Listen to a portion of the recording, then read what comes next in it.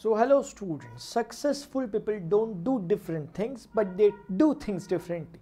जो सफल व्यक्ति होते हैं वो कोई अलग काम नहीं करते, वो हर काम को एक अलग तरीके से करते हैं। इस बात को ध्यान में रखकर इस बात से मैं आज का टॉपिक स्टार्ट करना चाहता हूँ। इसी चीज़ को सेंटर में रखकर इसी के सरकमफेरेंस पर आज हम घूमने वाले हैं। और आज हम पता करने वाले हैं कि अक्सर हम सुनते हैं कि हार्ड वर्क और स्मार्ट वर्क में हमें स्मार्ट वर्क हमेशा करना चाहिए। ये सब बातें कि किसी भी अगर इंसान को अगर अपने जिस भी डोमेन में वो है अगर उसको वहाँ पर सफल होना है तो उसे साथ साथ एक स्मार्ट वर्क भी करते रहना चाहिए। देखते हैं कि इसका मतलब क्या क्या होता है, क्योंकि कई बार क्या होता है, हम चीज़ का मिसकॉन्सेप्शन क्रिएट हो जाता है हमारे दिमाग में।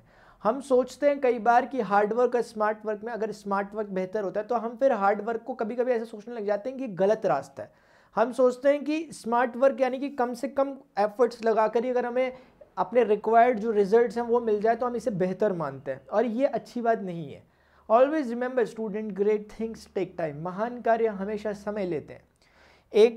आज अगर आपको एक पेड़ दिख रहा हो बहुत बड़ा, अगर एक पेड़ है आम का या बहुत बड़ा सा एक पेड़ है जिसमें आम लगते हैं हर साल, तो वो पेड़ एक दिन में पेड़ नहीं बन गया। बहुत पहले वो बीज रहा होगा, उसके बाद वो बहुत टाइम बाद पौधा बना होगा, फिर उस पौधे के पेड़ बनने में काफ़ी टाइम का सफ़र उसने तय किया होगा, और आज वो पेड़ है, आज उससे फल आ रहे हैं।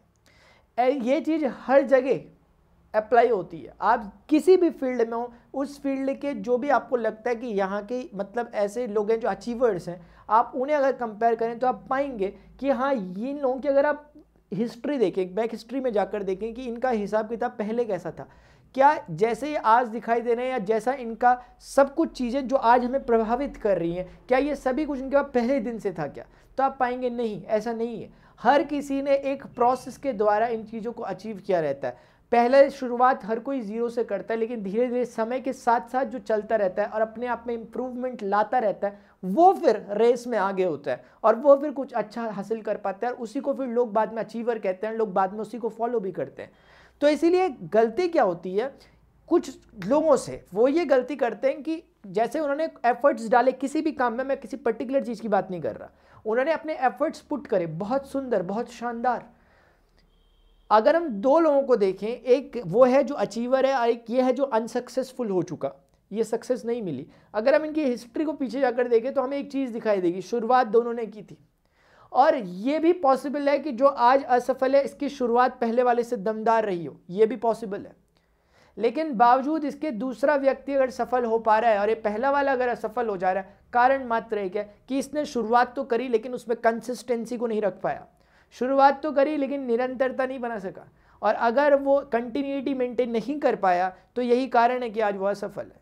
जबकि दूसरा वाला हो सकता है इसकी स्टार्टिंग धीमी हो सकता है इसे चीज़ें पहले ना आती हो सकता है इसके अंदर पहले उस तरह के स्किल्स ना हो, ये जबकि दूसरा वाला ऑलरेडी गॉड गिफ्टेड हो, लेकिन फिर भी इसने मेहनत करी, जो नहीं आता था उन्हें सीखा, बहुत बार चीज़ों में फ्रस्ट्रेशन भी आया होगा, बहुत बार इसे असफलताएं भी मिली होगी, लेकिन इसने ठान रखा था कि मैं फाइनल जब तक नहीं होता तब तक रुकूंगा नहीं, और ये चलते रहा, और ये चलते नहीं रहा, ये रुका नहीं, ये अभी भी चल रहा है। तो ऐसे लोग सफल होते हैं। ऐसे लोग सक्सेस नहीं मिल पाती उनको जो सफलता को एक माइलस्टोन समझते हैं, जो सोचते हैं कि मुझे वहाँ पहुँचना है बस, उन्हें नहीं मिलती।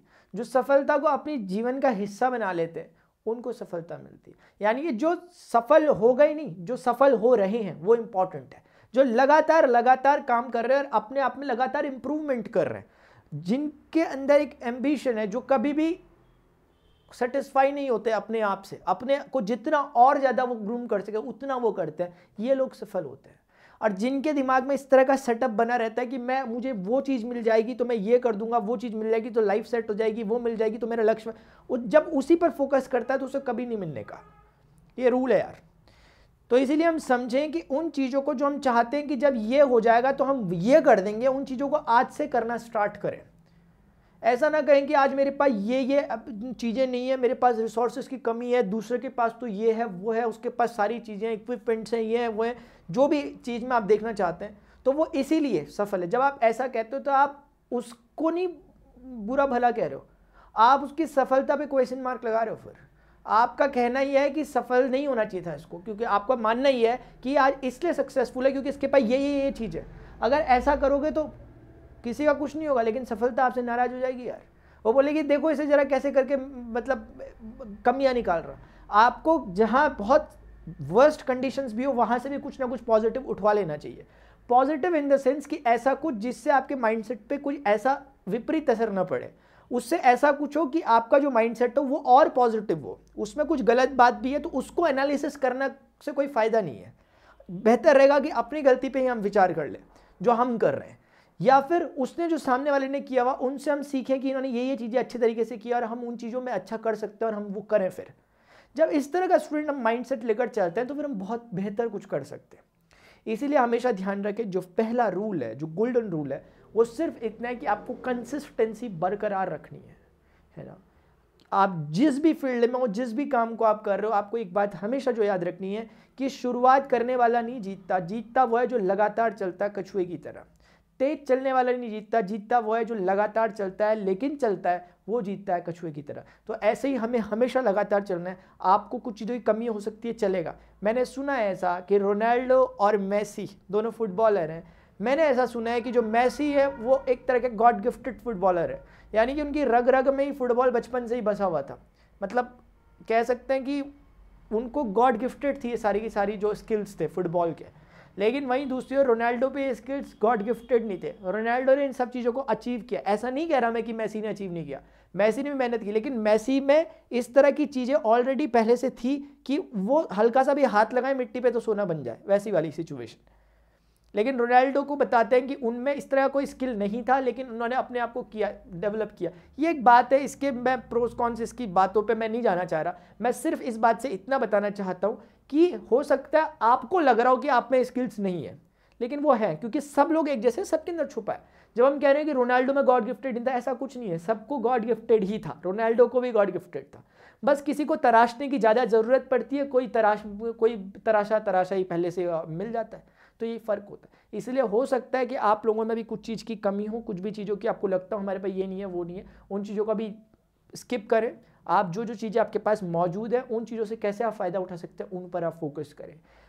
ऐसे ही स्टूडेंट अगर आप एनडीए डिफेंस कैटेगरी की पढ़ाई कर रहे हैं, क्योंकि मैं यहाँ पर यूट्यूब में प्रणव पांडे यूट्यूब चैनल में पढ़ाता हूँ और मैं 11th 12th के स्टूडेंट्स को अभी तक 1200 से ज़्यादा video Pranav Pandey YouTube channel पे बन चुके हैं, जिसमें आप मुझे देख रहे होंगे। तो इसे आप सब्सक्राइब भी कर सकते हैं चैनल को और लाइक वीडियो कर सकते हैं अगर आपको ये सेशन सही लगा होगा। तो इंपॉर्टेंट बात यह है कि मेरा जो ये चलती है क्लासेस, उनका मैं आपको एक बार शेड्यूल बता देता हूँ जिससे किसी को बाई चांस नहीं पता होगा। रेगुलर मेरी क्लासेस चलती हैं, दो जो व्हाइट कलर से लिखी हैं प्लस क्लासेस होती हैं। अनअकैडमी के स्टूडेंट जो सब्सक्राइब्ड स्टूडेंट होते हैं वो इसमें एक्सेस करते हैं। और ये पहले वाला मेरा एक अल्फा बैच चलता है और दूसरे वाले में प्रैक्टिस बैच चलता है, जो ऊपर पढ़ा दिया उस पर बेस ज़्यादा से ज़्यादा क्वेश्चन। उसके बाद जो सब्सक्राइब नहीं है, नॉन सब्सक्राइब स्टूडेंट है, उनके लिए भी 2 क्लासेस मेरी फ्री क्लासेस चलती है, रेगुलर बेसिस पे चलती है। ऐसा कुछ नहीं है कि कमी है इसमें कुछ, ये भी बेस्ट है। बस थोड़ा बहुत टेक्निकलिटी का इतना असर पड़ जाता है कि ये मैं 1-1 घंटे ही मुझे अलॉट होते हैं इसमें, इतना ही पॉसिबली निकल पाता है टाइम, 2 घंटे मैं इसमें दे पाता हूँ। 1 घंटे में पढ़ाता हूँ एनडीए फिजिक्स, रेगुलर हमारी चलती है, और एक हमारी चलती है एनडीए मैथमेटिक्स। और एनडीए फिजिक्स और मैथमेटिक्स को थोड़ा ध्यान से सुने, ये 11th और 12th के स्टूडेंट के लिए भी उतनी ही बेनिफिशियल है। अगर आप एनडीए की तैयारी नहीं भी कर रहे लेकिन टॉपिक आपको पढ़ना तो भी आपके लिए बेनिफिशियल है। ऐसे बहुत से एग्जाम होते हैं जिनमें 11th 12th की चीज़ें आती है, तो उन सब के लिए बेनिफिशियल है। टैग मार्कअप में मत जाए, है ना। तो जाति ना पूछो साधु की, पूछ लीजिए ज्ञान, मोह करो तलवार का, पड़ा रहन दो म्यान। तो कहने का मतलब यह है कि अपने को अगर फिजिक्स पढ़नी है या मैथ्स पढ़नी है तो ये टैग पे मत जाए, इसकी जाति पे न जाए कि एनडीए वाला है यार, हम तो नहीं जा रहे इसमें। तो एनडीए में आप एग्जाम में जाना चाहते हो नहीं जाते हो वो एक डिफरेंट बात है, लेकिन सब्जेक्ट सेम है। जैसे कि आप यहाँ पे देख सकते हैं मेरी क्लास मैंने शेड्यूल करी है, 4 घंटे 54 मिनट बाद मेरी क्लास स्टार्ट होने वाली है। तो आप यहाँ पर जाकर लिंक दिया रहता है, उस पर क्लिक कर सकते हैं। अनअकैडमी प्रोफाइल है मेरी, उसे फॉलो कर सकते हैं इस तरह से, प्रणव पांडे करके, ठीक है ना। तो गायनामेटिक्स पे आज क्वेश्चन है और मैथमेटिक्स में एक जनरल डिस्कशन और स्ट्रेटेजीज को डिस्कस करना है एनडीए के लिए, जो कि हमारा अब एग्जामिनेशन काफ़ी नज़दीक है उसके लिए। तो स्टूडेंट्स यही कुछ बातें, तो मुझे लगा कि आप लोगों को ये बातें बतानी चाहिए, इसलिए मैंने आपको बता दी। होपफुली कुछ बातें आपके लिए इंपॉर्टेंट रही होंगी, बेनिफिशियल रही होंगी, और इन चीज़ों को अपनी ज़िंदगी में भी इस्तेमाल करेंगे, ठीक है ना। क्योंकि इन्हें एक्सपेरिमेंट करते रहा करो धीरे धीरे, जो बता रखा, क्योंकि सिर्फ सुना और इतने से बात नहीं बनती। मेरी पूरी कहानी में से जितनी मैंने बोली, कुछ 2 पॉइंट चुन लो कि यार ये पॉइंट अगर आपको सही लगता है तो इनको इंप्लीमेंट करना अच्छा स्टार्ट कर दो। क्योंकि बोलने वाले आएंगे, रोज़ रोज़ बोलते रहेंगे, बोलना बहुत आसान होता है जैसे मैं बोल रहा हूँ, लेकिन इंप्लीमेंट करना, फिर उस पर काम करना, ये एक मुश्किल बात है। इसलिए आप सभी को इस पर फोकस होकर काम करना है और आप लोग जरूर ऐसा करेंगे। स्टूडेंट्स अभी के लिए इतना ही, मिलते हैं अपने नेक्स्ट सेशन में। Till then goodbye, see you, take care, जय हिंद। जो भी प्रॉब्लम हो कमेंट सेक्शन में बताएं। प्रणव पांडे 31 टेलीग्राम इंस्टाग्राम है मेरा, आप उसमें मुझे पिंग कर सकते हैं अगर कोई प्रॉब्लम होती है तो। अभी के लिए इतना ही, मिलते हैं next session, till then goodbye, see you, take care.